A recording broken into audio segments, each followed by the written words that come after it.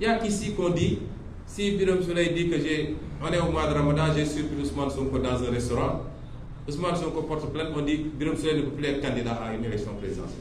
C'est quoi ça? Et Macky Sall, avec Ismaïla Madior Fall, vient inscrire ça dans notre code 2017. Et nous l'acceptons. C'est-à-dire aujourd'hui, même pour avoir tamponné un chat sans le faire attention, vous ne serez pas candidat à l'élection présidentielle. Pendant ce temps, des gens qui ont volé des milliards ici sont en train de traîner comme ils veulent et peuvent être candidats à une élection présidentielle. Toujours sous ce registre.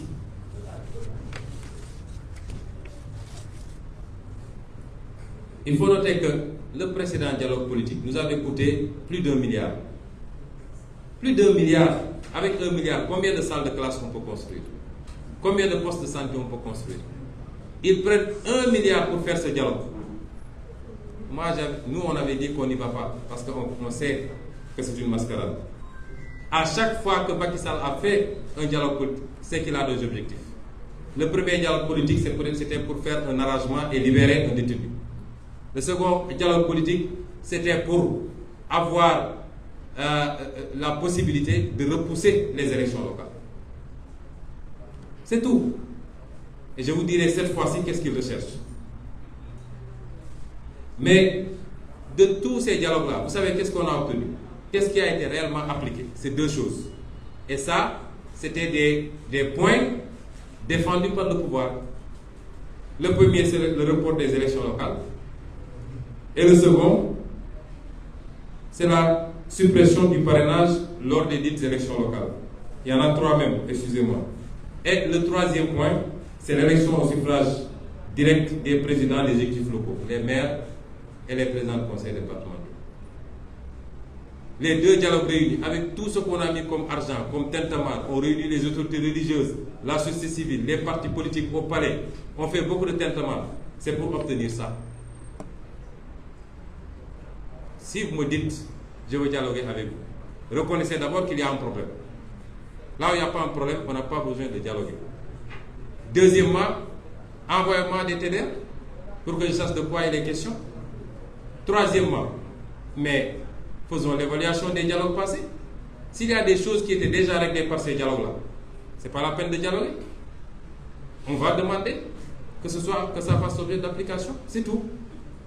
Mais on va encore réunir des gens pour faire du théâtre et parce que Macky Sall a ses objectifs à lui. Et comment peut-on dialoguer sérieusement aujourd'hui sans évacuer la question préjudicielle fondamentale? Macky Sall ne doit pas être candidat une 3e fois. Comment peut-on dialoguer sans poser cette question préjudicielle?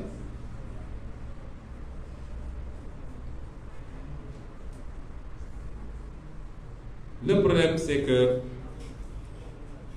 Macky Sall a ses objectifs.